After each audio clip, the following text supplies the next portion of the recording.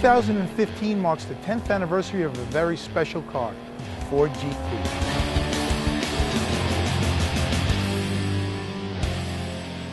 Built to commemorate Ford's 100th anniversary, a prototype of the new generation Ford GT was commissioned to be unveiled at the 2002 North American International Auto Show. So we got the guys from the Skunk Works over. I had Coletti, I had Freddie Goodnow. They had already developed a chassis with Multimatic. I said, I want that chassis in that body, which was entirely different shape, and we got to be there for the auto show first week in January.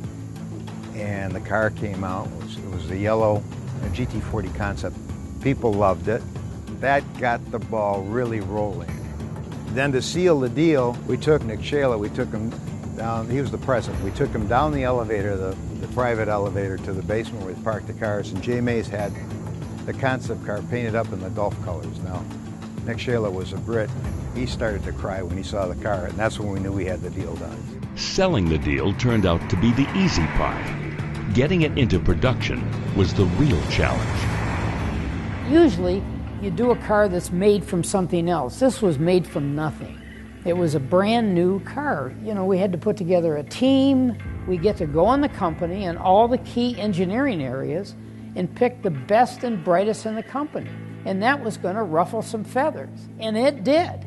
And everybody we had on the team they were multi-degreed. They were racers, they were restorers, they were motorcycle champions. They had gas in their veins. Not only was the deadline met, but the 2005 Ford GT was greeted with rave reviews.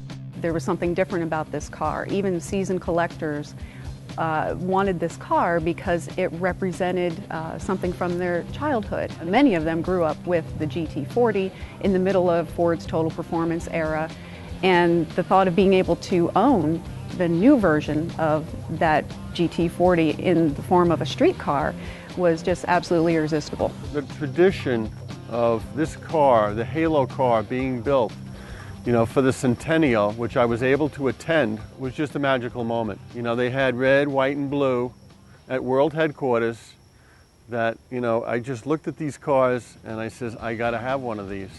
To celebrate, Ford GT, an American icon, has reunited this talented team to tell the inside story of what it took to accomplish this amazing task. The Ford GT team created a refreshing new supercar that paid tribute to the rich stylings of the race car that beat Ferrari on its home turf.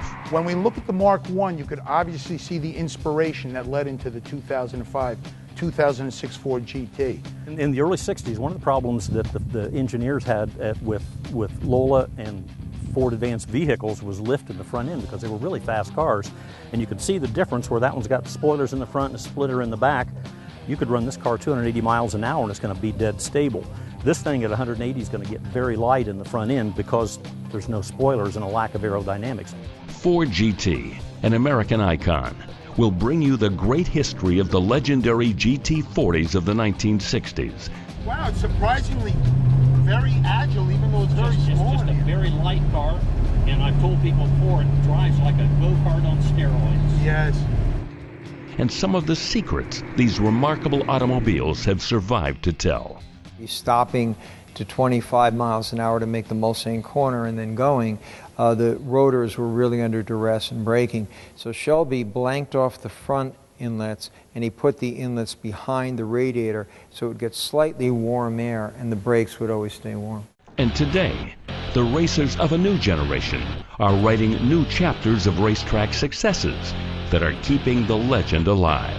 The highlight, I would say, would be Le Mans in 2011. Our first time over there, the little mom and pop team against the factory guys. Took a third place podium, and it's just astonishing what we were able to do.